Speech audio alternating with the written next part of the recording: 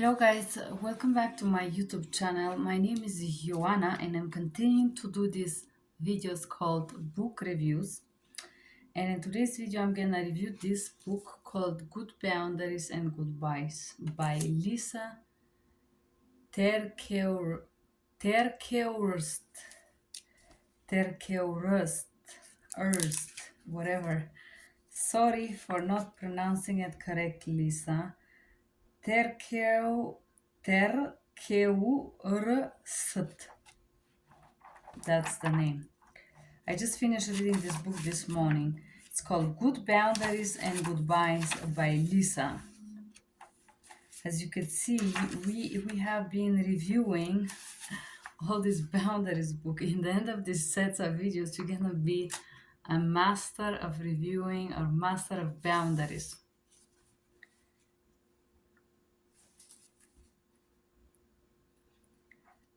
Okay. Let's start. We can't set good boundaries without love. We can't enable bad behavior and call it love. Love should be what draws us together, not what tears us apart. And I would like to read. Okay, before I actually start, guys, I would like to prepare you. I like to lay down the expectation. This book is like a citation of the Bible, one after another. So it's a book about boundaries and about God and how God set up a boundaries and how the Bible had boundaries, how there was boundaries in the paradise, in the spirituality. And if you are Christian and you're struggling with boundary, this is the perfect book for you because it's gonna teach you how to accept the fact that boundaries are necessary. It's a very gentle book. And also, if you are a believer, I think it's a great book. One lovely thing about this book is that in the end of every chapter, there is a little prayer, which I thought it was amazing. I read this book this morning at 4 and I wasn't disturbed by it. So it's a very, very nice, very suave book, very soft, very loving, no? And then I'm gonna start this with reading page 11. Love is patient. So this lady used this portion of the Bible called Corinthi. It's one of the most favorite parts I have from the Bible. Let me read it for you. Love is patient, love is kind, it does not envy, it does not boast, it is not proud, it does not dishonor others, it is not self seeking, it is not easily agreed, it keeps no record of wrongs. Love does not delight in evil but rejoices with the truth. It always protects, it always trusts, it always hopes, it always perseveres. And if you read the entire portion of the Bible, it says, I can have powers to move mountains, and but if I have no love, I'm nothing. So love is indeed um, very beautiful. The first prayers. Lord, the greatest desire of my heart is to love and treasure others the way you treasure us. But honestly, sometimes those hard relationship dynamics make it incredibly difficult to discern what is truly loving. So I turn those next pages. I ask that you guide me and help me to walk in your ways, not mine. Show me how to approach my closest relationships with both compassion and healthy commitment to relay so I am healthy commitment to reality so I am in alignment with you. In Jesus' name, Amen. You are not crazy. You can love them, but you don't or can't change them. You cannot build trust that keeps getting broken. And this is it. You cannot build a relationship if somebody keep breaking your trust. Seeing evidence if the addictions again terrorizing warning. You aren't safe, it's happening again, everything is a lie. You are about to get blindsided. If you feel you wouldn't survive this, you We must not confuse the good commands to love and forgive with the bad realities of enabling and covering up things that are not honoring to God. Health cannot bond with unhealth. But what if I rescued him this time and he finally turned everything around? What if I don't rescue him and something terrible happens? This is talking about the desire to rescue others, to rescue people who betrayed you. Will I regret this for the rest of my life?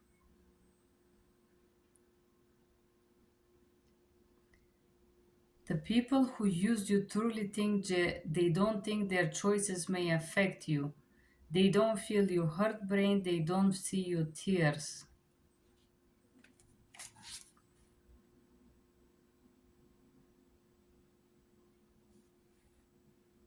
Setting a boundary doesn't feel realistic when you live with people at the house.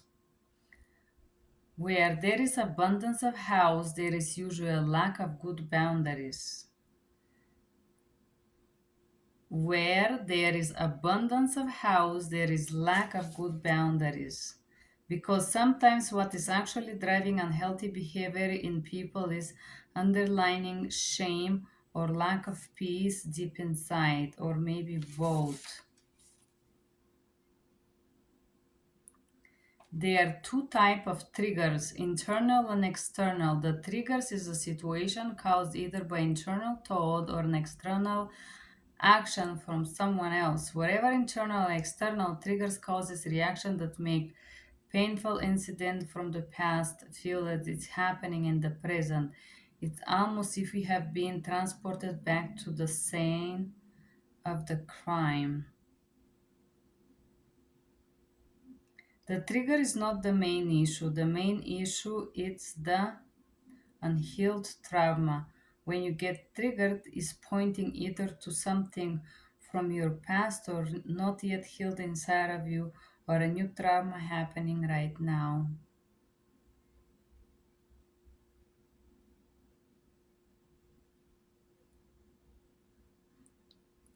You cannot build trust if keeps getting broken. You must not confuse good commands to love and forgive with bad realities, or enabling and covering things that are not honoring to God. Health cannot bond with unhealth. All relationships can be difficult at times, but they should not be destructive to our well-being. Boundaries aren't just a good idea. They are a God's idea. When there is abundance on house, there is no boundaries.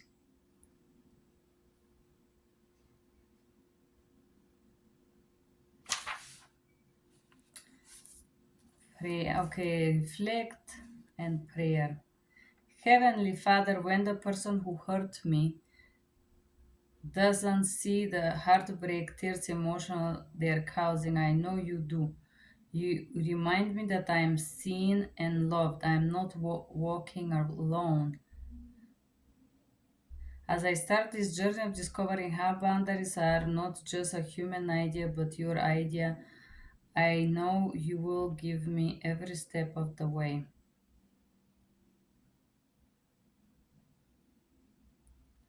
Naming the tension that we have all been wrestling with. I don't know what to do anymore. Chapter 2.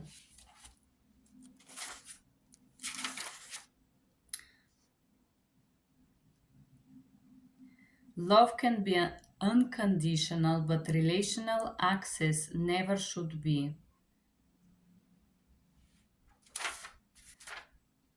Unchecked misuse of a relationship can quickly turn into abusive one. Like God, we must require from people the responsibility necessary to grant the amount of access we allow them to have in our life. People who are irresponsible with our hearts should not be granted great access to our heart. God established boundaries to protect intimacy, not decimate it.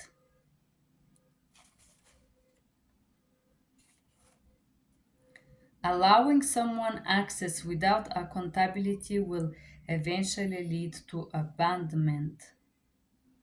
Abandonment.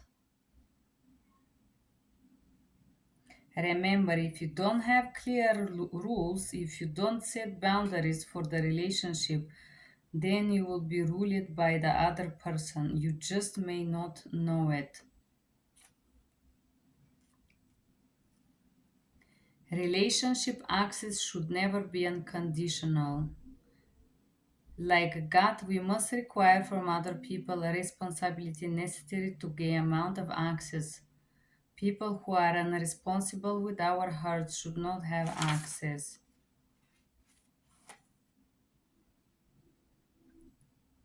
Prayer. God, as I process the relationship that have caused hurt in my life, keep my heart turned towards you. Remind me that the boundaries are meant to protect intimacy, not decimated. Father, I hand to you my desire, fears, anxiety because of my difficult relationship. I trust you to lead me with clarity in the right direction. Thank you for everything you have revealing to me personally right now in Jesus' name.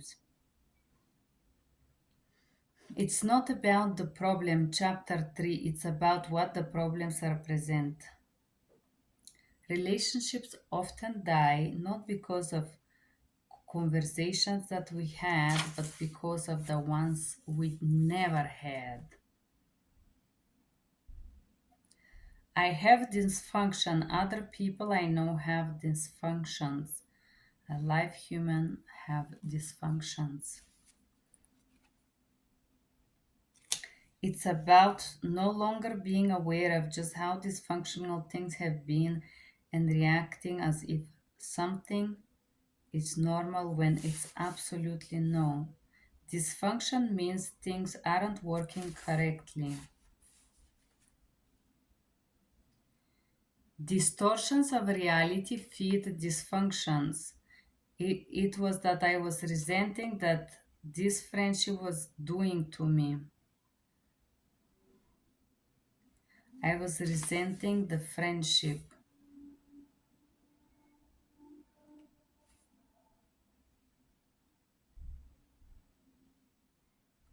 Your definitions of this determine what you need from your causes plan. Trust, trustworthy, transparency, tenderness, and whatnot. Good relationships require good boundaries.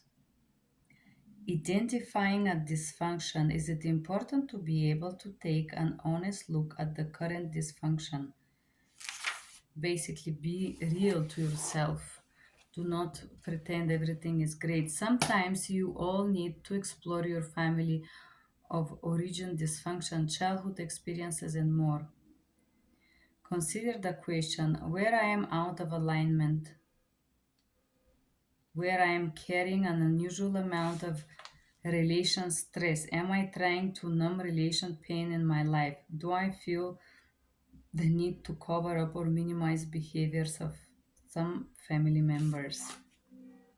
Remember, relationships die not because conversation that were had, but rather conversation that were needed and never happened.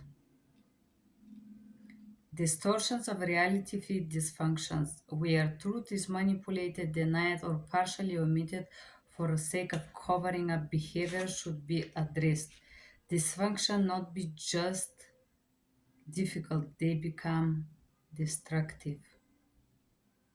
We need a person's level of responsibility to match their level of access. So somebody have to have a level of responsibility and we give them access. Good relationships require boundaries.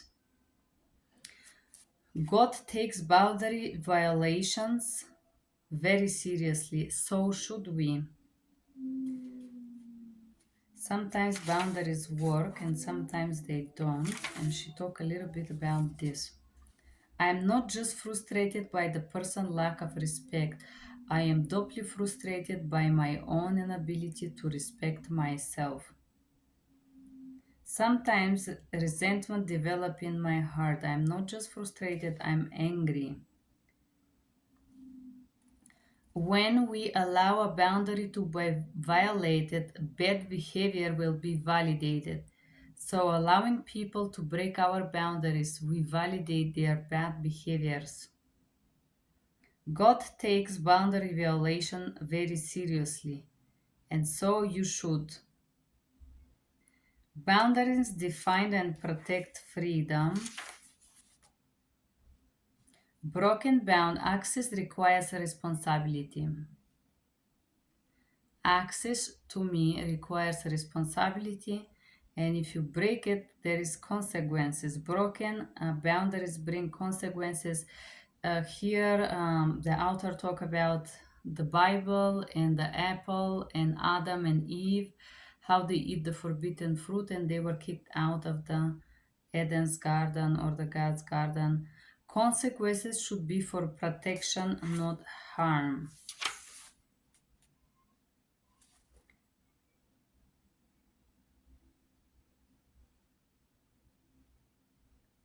Healthy changes in someone can't be measured just by the words they speak.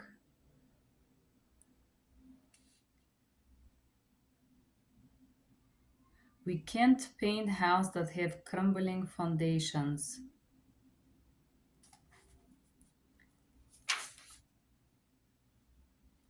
If we drop our boundary too soon, trying to resurrect those boundaries when the chaos return will become more and more challenging. Jesus laid down his life for sinners, but it wasn't so they could keep sinning. So if somebody break your boundaries, you don't let them back in basically. Our accusation for accusation. Instead, I told them that doing was not acceptable and that I would no longer allow them to come to my home until they stopped these harmful behaviors. Boundaries aren't going to fix the other person, but they are going to help you stay fixed on what is good. I would say better word she should use focused. People in America are too fixated, fixing things, fixing life. So boundaries aren't going to fix other people, that but they will help you stay focused, what is good, what is acceptable, and what you need to stay healthy and safe. Good boundaries mean my focus is on what I do, motivation, self control, mindset. I am responsible for my action. I manage my behavior. I own the actions I choose. Approach focus on self care, safety, sanity, and other things in my life I can control. Outcome I accept that I am powerless to control other people. Bad boundaries, my focus is on the other people and what they do. Motivation, controlling or punish other people for not giving me what I need. I want them to do something. I have to change their behavior. I own the actions they choose. Approach, hyper focus on other person actions. And usually it's bringing to a negative cycle of dysfunctional relationships. And then remember, adults inform. You inform about your boundary, you don't explain. When we allow boundaries to be violated, bad behavior are validated. No boundary is equal to house. The problem is the boundary, but is the other people who don't respect. The boundaries aren't going to fix other people. They are going to help you stay focused on what is good and safe for you. We cannot control other people even if we set boundaries, is basically what she's saying. Prayer. Healthy Father, thank you for filling your word with truths on how and why to set biblical boundaries. Please continue to reveal yourself to me as I learn, consider, and process some potential necessary boundaries I may need to implement in my life. I pray that you would continue to work in me and through me so that I can be healthiest, most whole, yielded to you version of myself in Jesus' names. Chapter 5. You are already doing this really well. And then she shared a story about her using something that she should have not. When people aren't respectful of our limits, we can set boundaries or we can pay consequences. When we tell others about our relationship, do you find yourself exaggerating the good things or the bad things about your partner? This is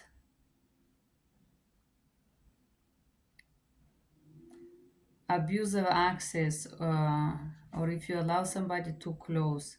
Are you experiencing abuse but afraid to call that? Are you ever discern of other person lying to you? When you see a call or text from them, do you fear they are about to hijack your peace?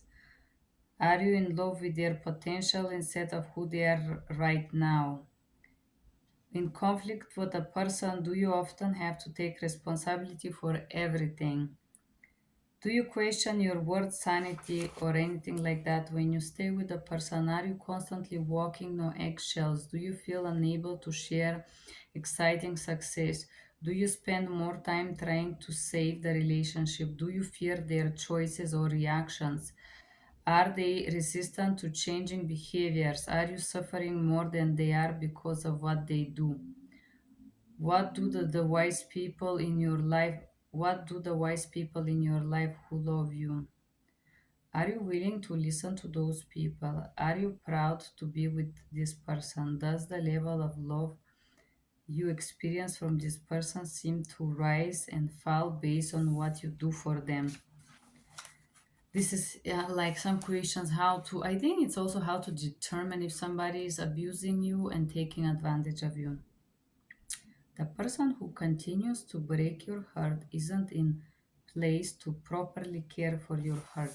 So if somebody constantly disappoints you and lie to you, you should not allow them access. A boundary isn't to take control of the other person's actions. It's about your environment, what you're willing to tolerate, what you do and you do not do, and what you have to give. Grace have place in this conversation. Be gracious when you talk about your worries, concerns, or boundaries.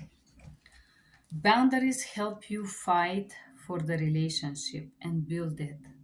A boundary without a real consequences will never be taken seriously. So basically, if somebody breaks the boundary and there is no consequences, there would never be change. You establish boundary in support of the relationship, not against it. You are simply readjusting access to match the level of responsibility this person demonstrates. The consequences should be a statement, not a question. If you scream, I will not talk to you. Simple as that, right?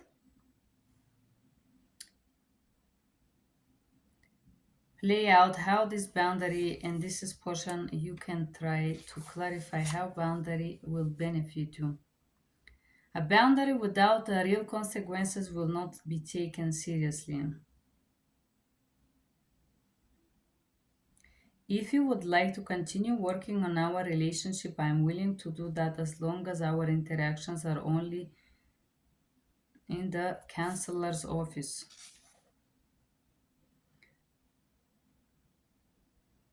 Dysregulation is when an external trigger causes you to go into your limbic system, fight, flight, and freeze mode, which is an automatic physical response to a potential threat. Limbic system is essential for scenarios when we need to be in a high alert and for our child runs into middle of the street. Basically, he talks about the survival mode here, her therapist. Helpful tips for you to know when you're triggered. You can be honest that you're feeling triggered. Move your body, drink water, If you say something you regret, be gracious with yourself.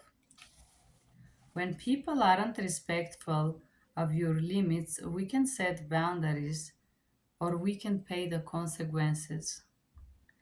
The person who continues to break your heart isn't in a place to properly care for your heart. If your focus is trying to change other person, you have bad boundaries. Say what you mean what you say, and don't say it in a mean way. It's often people who need boundaries the most resent them. A boundary without a real consequences is not gonna be taken seriously. And then we have a prayer. God, sometimes this topic of boundaries is really hard. This is her prayer. I'm gonna skip this one. Chapter 6. They may never see your boundaries as a good thing. It's other people usually don't. I notice it's very strange thing here in America that there's so many people talk about boundaries and we seem to be so educated. I think I understand why is that, because in Europe you don't have such a conversation about boundaries and consent, and the reason why is because people are more consensual and they're more respectful. And here in America it's the opposite. We talk a lot about it, but we don't follow it very much. So my counselor Jim reminds me, what people don't work out, they act out. The unwillingness to people to address the issue driving their behavior is their choice. You cannot force people to do what they are not willing to do. You don't need to fight it. Agree and accept it. The tension exists because you're doing a difficult work of no longer cooperating with dysfunction. So, the moment that you want to break dysfunction connections, it's difficult. I assure you this. Especially if you have been in a boundaryless relationship or connection with friends and family forever. As I have said before, health cannot bond with unhealth. A refusal to grow and mature emotionally is a big indication of being unhealthy. Emotional immaturity, on the other hand, is the tendency to express emotions without restraint and disproportionately to the solution, so extremely lashing basically. And here, there are people who can be extremely intelligent and successful and even quote the Bible and still be emotionally immature. And this is very interesting thing. People who lash in anger, burst, or I notice that people who express themselves with extreme emotion range are usually people who lack of maturity. Or also people who have abusive tendencies is because they are absolutely infantile. They don't know how to express in a civil manner themselves. Consider the following to help you identify where you may be in dysfunctional dance with someone. They resist conversations or they become against you. They go back to unhealthy coping if they have like a bad conversation. They lack self-awareness or are emotionally deaf,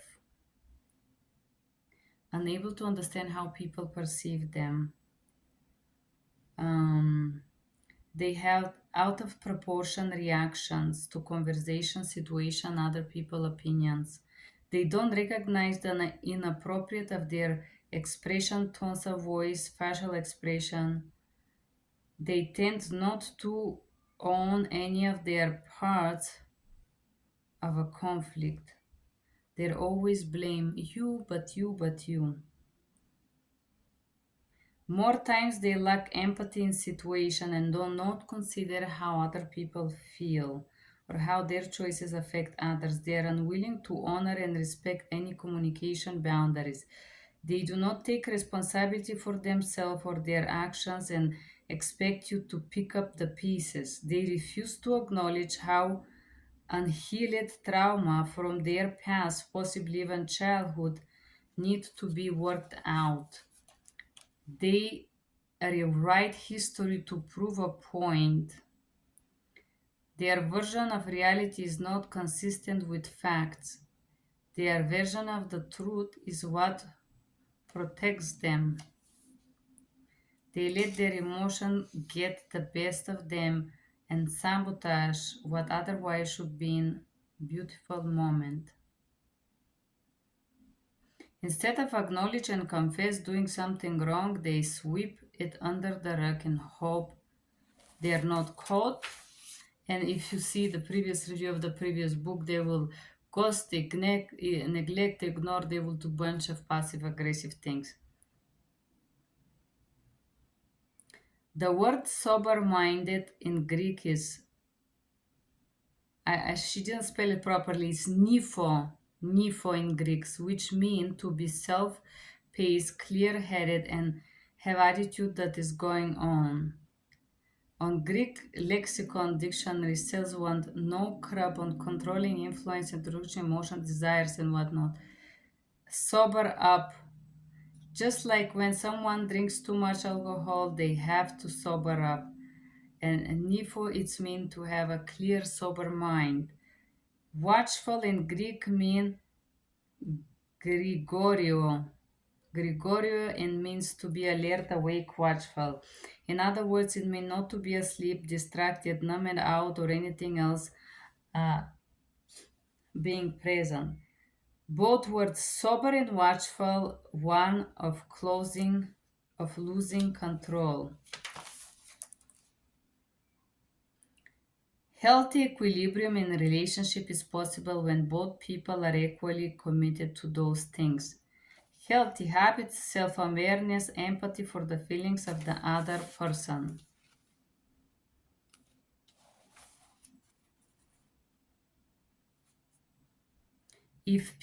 What people don't work out, they act out. When someone doesn't work through their issues, they will make their issues your issues. When someone has internal house from what hasn't been worked out, ultimately they will often stir up external chaos and point the finger of blame. And I will tell you, I cannot agree with this book more. I'm just thinking about someone who would come to my house, act like he wants to see me or have a good time or check in with me, and he cares and he says he loves me, and this person will come and really all the house that we he has inside, he would just do these monologue fights in which he would pick a subject, anything. It could be a picture in my wall or any single thing. Somebody texts you, who is this person, who is this picture with, any whatever you can not imagine this person, and he will pick a fight and then he would leave. And the truth is that if people doesn't work out their issues, they act out because people give you what they have inside. Having your life turned upside down is brutally devastating, but it can help shake loose some emotional unhealthy issues that need tending. The tension exists because you're doing difficult work, no longer co-parenting dysfunction.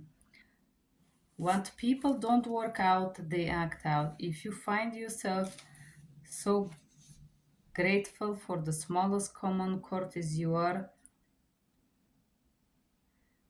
hanging your hope in nothing but air.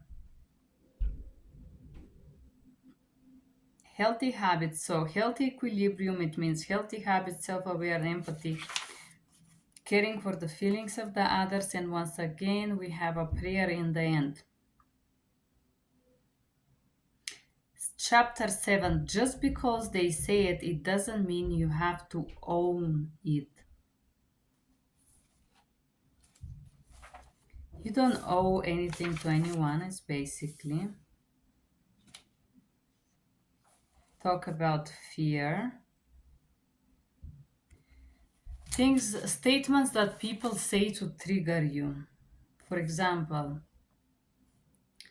what I did isn't a big deal. You're being so dramatic. You're so sensitive. and you call yourself a Christian. Jesus wouldn't treat people this way. I thought Christians were supposed to be forgiving. You've got such a hard heart. Jesus would have never walked away. This is just more evidence of you being controlling and unforgiving. Jesus loved all the people, uh, give grace no matter what. So, what's your problem? You don't seem like yourself. You're changed. I'm so disappointed in you. You're just crazy and this is irrational. You're so selfish. All you care is yourself. Seriously, how you be so mean after all I done for you? You are off base. Drowning boundaries isn't biblical, but you are my blah blah blah. Acting in this way towards me is out of order and unacceptable. So people react to boundaries is basically what she's saying, and usually people react with aggression. This is the truth, and this is when I started to work with my therapist about boundaries. I realized that I do actually set my boundaries. I just here in America, people doesn't respect your boundaries. Um, they are like a villains, and I'm sorry to say that, but this is the truth. They are, and so they respond with this type of statements, dismissively aggressive, and diminishing you, offending you, this neglecting you type of responses. So, what is these statements are so triggering? They're offensive, they're threatening, and they're disillusioning. When someone else makes us question our need for boundary, we can second guess our reality. Healthy people who desire healthy relationship don't have issues with people who have healthy boundaries. You can't get healthy results from unhealthy relationships, but I will tell you, you cannot get healthy relationship with unhealthy people. It's my impression. Poising a boundary is a question opens up to be questioned, debated, and disrespected. If a boundary is presented with doubt, it wouldn't be effectively carried out. So, and here it talks a little bit about how to be assertive in a very subtle way. You should not doubt your boundaries. If something makes you feel bad, you communicate it. I will tell you, one time I went to one of these pool parties downtown in Denver, and there I see a guy. It was one of the social gatherings, so I have seen the person before, and for some reason this person sticking to me like a glue. It was a male American. Also, it was a guy who was earning quite a lot of money, and a lot of girls were trying to stick to this guy. And he tried to act like he was my boyfriend basically, and I was feeling quite uncomfortable. We were at the pool, there were hundreds people, so I kind of tried to go further from him in the pool, and every time he would try to touch me, my legs or something, I would pull myself away. And until to the point when we went up in this apartment that was making the party, we went to supper or something there. I finally said, "Excuse me, sir, but I do feel quite uncomfortable of you acting like you're my boyfriend. I just met you. I don't feel comfortable you trying to hold my hands, my legs, or anything else like this. I just met you. I don't know you." And this person crazy made me. And then next thing he did, he cut his hand in attempt to get my attention, to which I told him, you know what, you should go to the emergency, or if you want, I can stitch you without anesthesia right now, but I'm not gonna sit there and cry with you. So there is some people who are very unhealthy and who would do extreme things like this guy. He cut his finger um, just because he didn't want to respect my boundary. Okay, Jim, on talking to your younger self. How to talk. Here, how I'm gonna protect you now. I would help you. I will provide you a safe environment. Remember, healthy people desire healthy relationships, have no issues with boundaries. If our identity, the fundamental belief we hold of we are, is tied to an opinion someone else, we need to reassess. Posing a boundary, Posing a boundary is a questions open to be not to be questioned, debate, discussed. It should be respected. It's my responsibility to let other person's actions and wherever make me feel uncomfortable. We won't get healthy results from unhealthy people.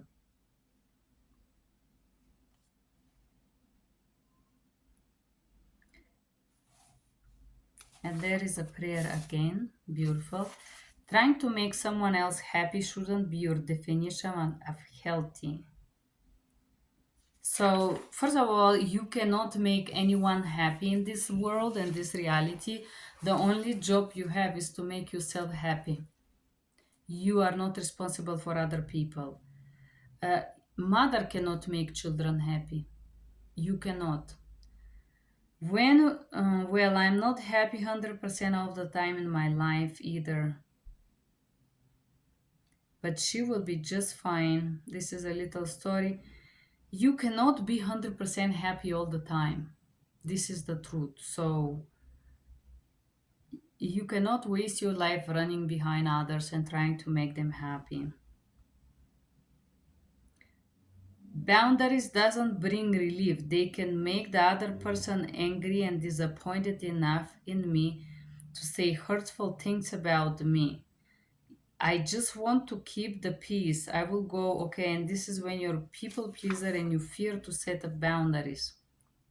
If people are annoying, frustrating, exhausting, or running all over us, chances are we either don't have the right kind of people in our life or we don't have the right kind of boundaries. Good boundaries bring relief to the grief of letting other people opinion, issues, desires, and agendas run in our life.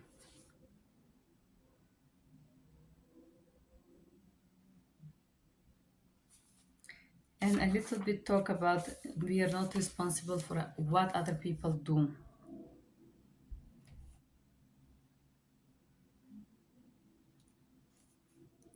Different situation here. Missing at work, neighbor constantly complaining that you're compliance with whatever, people being disappointed. Staying whole, you cannot control what others believe, we cannot control what others feel, we cannot control what others do, we cannot control and be responsible for others. We are responsible only for ourselves, and we cannot also control what other people see in us or perceive in us, because a sick individual will see something sick, happy person will see something happy, depressed person will find a problem, and so on. I must stay whole by keeping what I know, what I feel, and what I do in alignment with God's truth and who I am. Boundaries remind us of the right definition of healthy.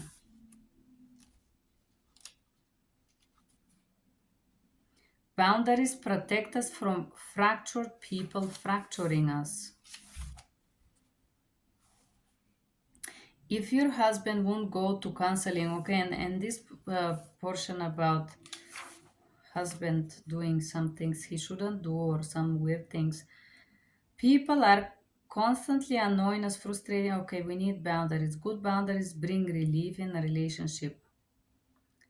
Someone else brings disappointment doesn't make us disappointment. If someone is disappointed, we are not responsible. We must be whole with ourselves and what God put inside. I don't want to get so emptied by frustrated, fractured people. Whole people want to connect with whole people.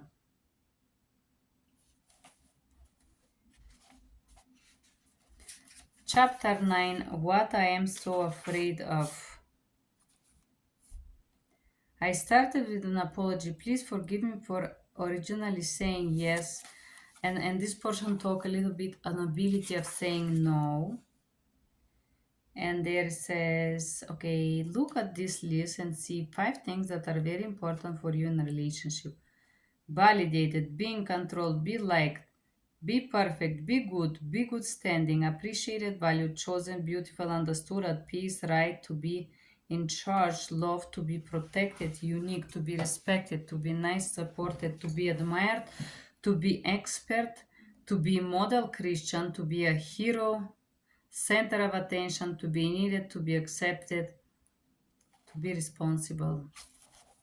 What is important to you? And then, for example, I need to be respected to such an extent that I am unwilling to establish and maintain a healthy boundaries. Do I fear that I will cost me so much? It could cost me being aggressor by this person, therefore the boundary isn't worth it.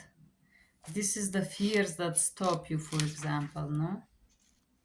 I will always desperately want from the other person what we fear we will never get from God. Well, I don't think so.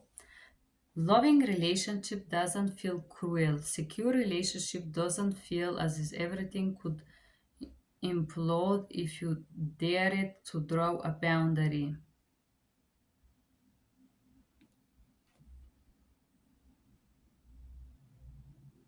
When I become a man, I put the ways of childhood behind me.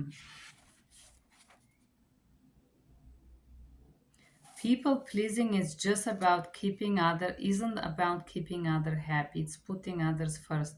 We will always desperately want from other people. Okay, same thing repeating. Can a goodbye ever really be a goodbye? And in this portion, she talk about permanent goodbyes or temporary goodbyes, and the difficulties to actually say goodbye to someone.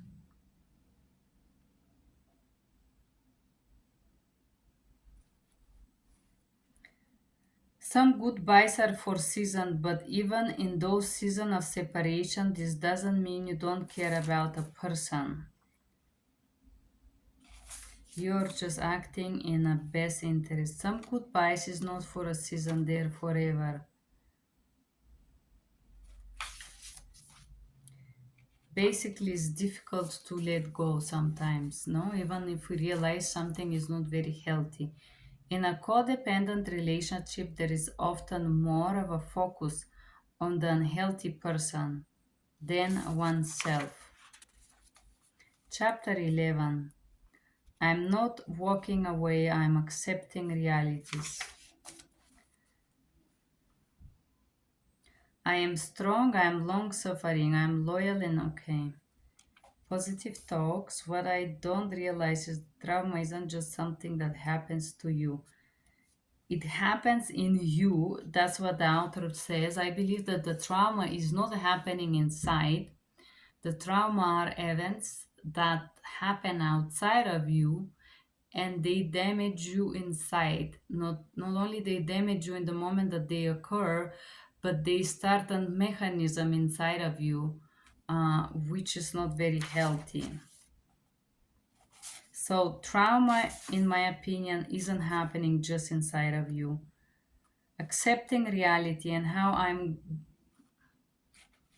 accepting that reality that maybe sometimes it's time to let go.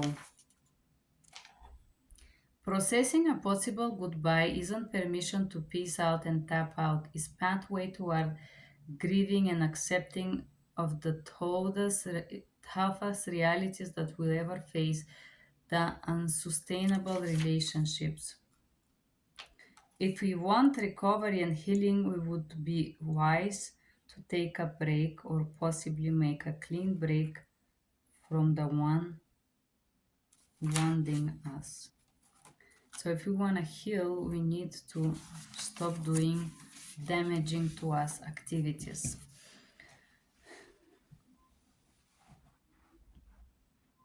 The clarity will make the need for goodbye much more obvious. And then questions. I am willing to live with this. What is not acceptable behavior to me? What are my deal breaker that will make me pull away from a person? Trauma happens to you when people choose close to us are acting out of control. That's when we run the greatest risk of lacking self-control.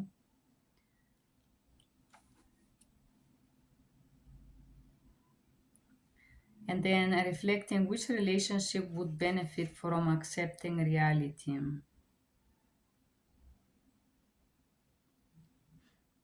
How does the following apply to your life right now? Million little funerals. It's possible to say goodbye without cutting ties with people completely. Is it possible? And she talks like when you inside of you separate from people quietly, and she called these little funerals when you said and let go. The only way I know to mark where the hurting ends is the healing begins is with funeral. Basically, she used the word funeral for the outer. This mean accepting the fact and being able to let go, being able to put a dot there. You can cry, you can journal, and whatnot.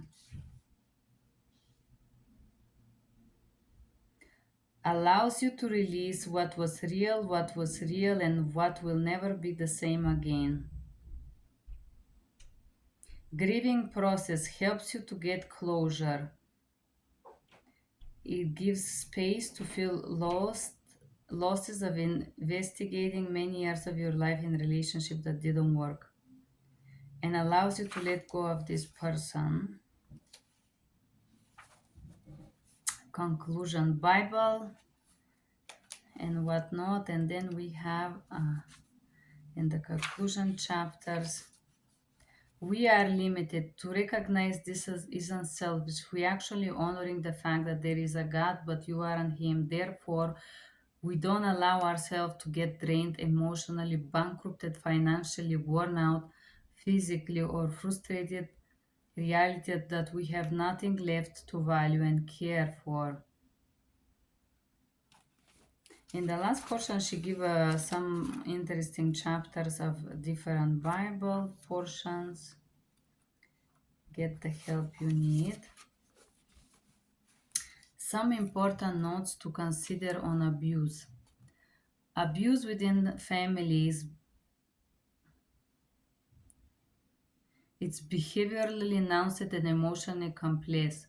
With dynamic of power and control, the emotion physical abuse is perpetrated. Abuse may manifest as physical, throwing, shaving, grabbing, blocking pathways, slapping, hitting. Okay, and then there's a portion about abuse. It says, avoid such a people. I'm thankful for verses that those in clear state avoid abusive people. Avoid abusive people also stated in the Bible and notes, and this is Lysa Terkeurst. Terkeurst. This is Lisa, guys.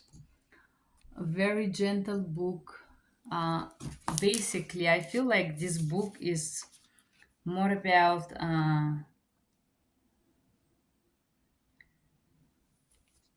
accepting that you are limited being. It's beautiful, it's very spiritual.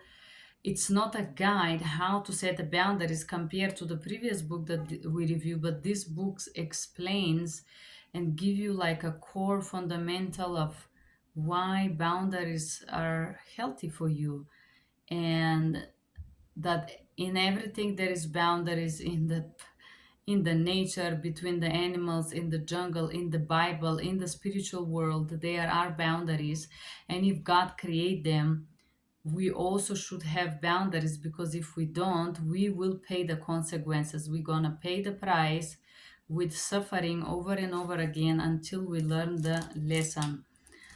This is from Lisa, guys, a great book. You can read it all. If you are Christian, this is the author, Lisa. Forgive me, Lisa, if you ever see this. I don't know how.